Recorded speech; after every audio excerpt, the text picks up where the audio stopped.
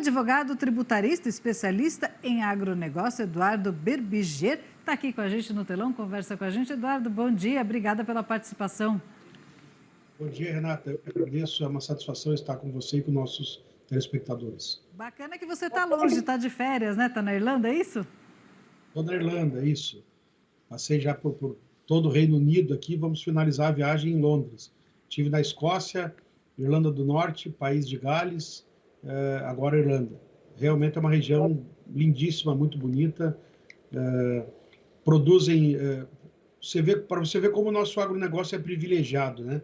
Eu estava no País de Gales falando com um empresário, falando que nós temos aí no Brasil, o nosso maior produtor de soja planta quase 700 mil hectares de soja, né? Ou já chegou em 700 mil hectares.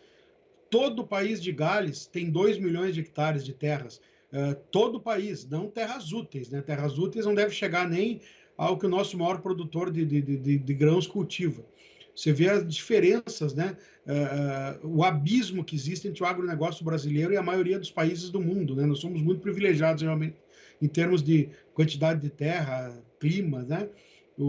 Aqui nós vemos muito em todos os países, né? Não sei se posso falar disso agora ou você quer falar mais do Brasil? Não, pode contar um pouco da sua experiência aí, porque é super interessante, né?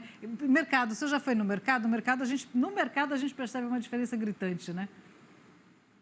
As coisas para eles aqui são muito mais baratas do que para nós, né? Obviamente que quando nós vemos o câmbio, né, o euro está valendo, o real está valendo muito pouco, né? Então, frente ao euro, dá 6 e alguma coisa e libra mais de 7 reais, né? Então, para nós, tudo se torna um pouco caro, mas nós vemos aqui que, comparando com o salário mínimo local e com as condições de vida, eles pagam muito menos, né? Hoje, com algumas dezenas de euros aqui na Irlanda, eles fazem uma compra boa, significativa, porque nós temos que comparar diretamente euro com real, não dá para um por um, não dá para a gente fazer o câmbio porque a gente ganha em real. Pega 100 reais e vai no mercado hoje e vê o que a gente consegue comprar no Brasil, praticamente nada, né? Aqui com 100 euros eles compram muita coisa, realmente quase uma compra para 10 dias, mais ou menos, da casa. Então, realmente o dinheiro vale muito mais. O que é interessante? Pegando todo o Reino Unido, produzem mais alguns grãos, né? Aveia, trigo, cevada. A produção aqui de carne é muito importante, tanto bovinos quanto principalmente ovelhas, né? Principalmente caprinos, porque eles usam não só a carne, mas a lã. Aqui eles tem uma indústria têxtil muito forte de produção de roupas de lã, né? Então, a produção de ovelha é muito importante. Nós temos aqui o agronegócio baseado nisso, né? Algumas frutas, cereais e principalmente carne de gado mesmo, de boi, de suíno e principalmente de ovinos, né? De ovinos é o que domina mais aqui o Reino Unido. Uma situação interessante, estou na Irlanda, a Irlanda está fora do Reino Unido desde 1937. O Reino Unido, para o nosso telespectador que não teve a oportunidade de conhecer sobre o Reino Unido é formado pela Inglaterra, Irlanda do Norte, Escócia e País de Gales. E a Irlanda participava também. Em 1937, a Irlanda saiu do Reino Unido. Então, hoje é uma situação diferente, porque nós sabemos que há 5 anos atrás teve o Brexit, né? O que foi o Brexit? O Brexit, aquele primeiro-ministro, eu não vou dizer maluco, mas assim, meio alternativo, Boris Johnson da Inglaterra, um loiro que estava sempre escabelado, liderou a Inglaterra para sair da União Europeia, a Inglaterra e o Reino Unido. E a Irlanda ficou, porque a Irlanda é um país independente. Então, hoje, nós temos os outros 4 países do Reino Unido usando a Libra e aqui na Irlanda utilizando o euro. E foi uma má decisão da Inglaterra, né? Tanto que hoje em dia 55% da população quer a volta para a União Europeia, porque a economia sentiu o baque, sentiu um impacto grande com a saída do Reino Unido da União Europeia. Então, tem essas polêmicas. Fora, eu estive na Irlanda do Norte. A Irlanda do Norte é um país que teve muitos conflitos, né? Se pacificou em 1998. Eram os católicos, né? Defendendo a independência da Irlanda e união com a Irlanda, da Irlanda do Norte com a Irlanda, e os protestantes, que são maioria, defendendo a manutenção no Reino Unido, né, junto com a Inglaterra. Então, isso gerou conflito. Foram 30 anos de conflitos, né? Então, muita coisa em Belfast você vê sobre esse conflito. Muitas obras de arte, muitos murais pintados. Inclusive, nós tivemos a oportunidade de fazer um tour com um ex-revolucionário do IRA. O IRA era o Exército Republicano Irlandês, que era digamos assim, o braço armado dos revolucionários. O nosso motorista foi do IRA, ficou 4 anos preso, hoje é artista, além de motorista, ele pinta alguns murais. Então, tem muita história aqui, muitas coisas interessantes, e visitando a gente vê que nós moramos num país privilegiado, em termos de clima, em termos de terra. Realmente, nada aqui se compara, chega a uma ínfima parte do potencial agrícola que nós temos no Brasil.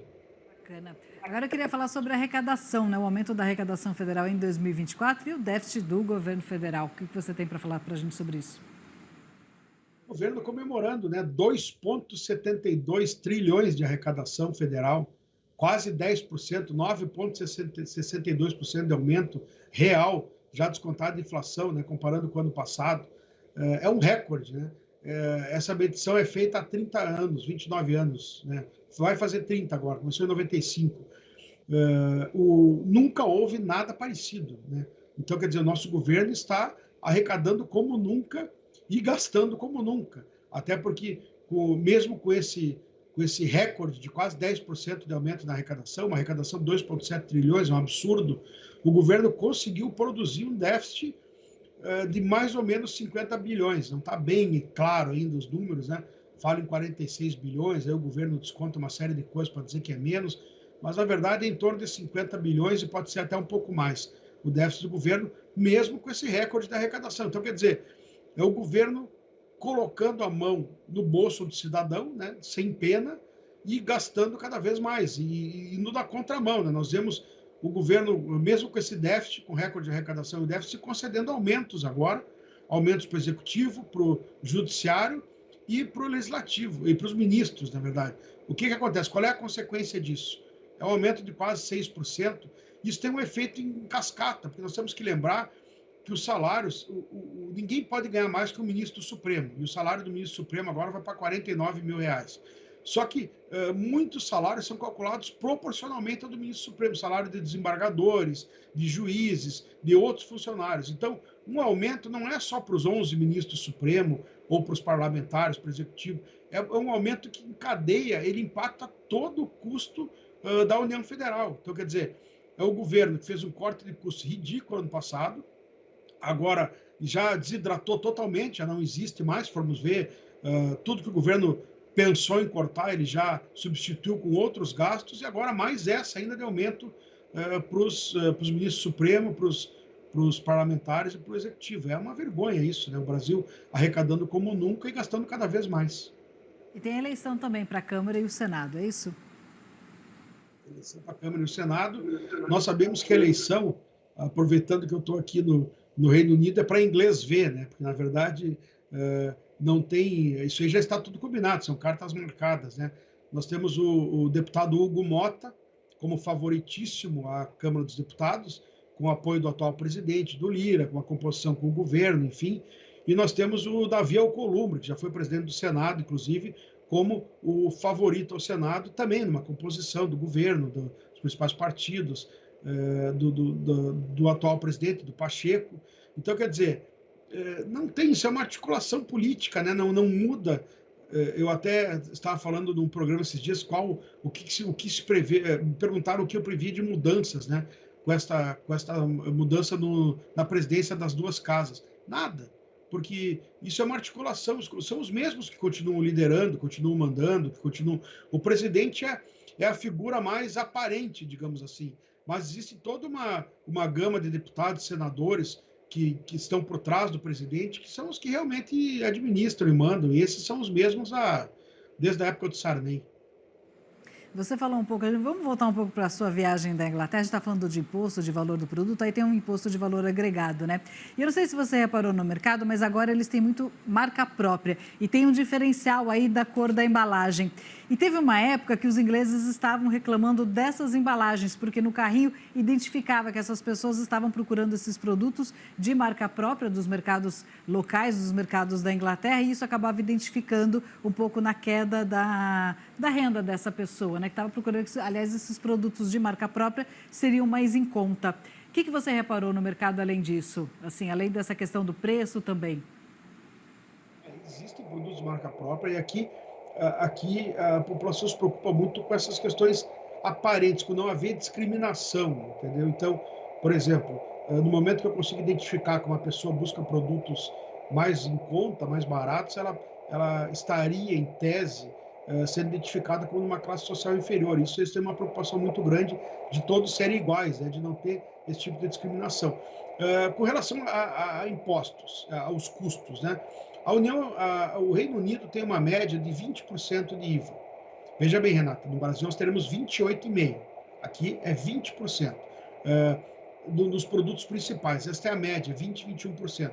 Na Irlanda, aqui na Irlanda, pode chegar a 23%, a alíquota básica, dependendo do produto, e na Irlanda do Norte 17%, seria o mais barato, né? Mas na média nós falamos em 20%. Veja a diferença entre o IVA, que já sabemos que vai vigorar no Brasil, de 28,5%. É um mundo de diferença, são 40% a mais. E eles acham aqui a tributação cara. O que nós vemos? Nós vemos aqui que o dinheiro rende muito, como eu falei. E não há um abismo tão grande como nós vemos no Brasil entre as rendas. Por exemplo, aí nós estamos falando do ministro Supremo ganha 50 mil reais praticamente, vai ganhar 49 mil. O salário mínimo é 1.500 reais. Aqui na Inglaterra, no Reino Unido, você não vê um abismo tão grande entre a classe média menos favorecida e a classe média um pouco mais alta. Aqui, por exemplo, uma pessoa de classe média assim, mais baixa ganha 1.600, 2.000 libras, consegue viver muito bem. E uma pessoa de classe média, média ganha 3.500 libras, 3.000 libras. Não é uma diferença tão grande. Aqui é uma sociedade muito mais igualitária em termos de renda. E o dinheiro rende muito.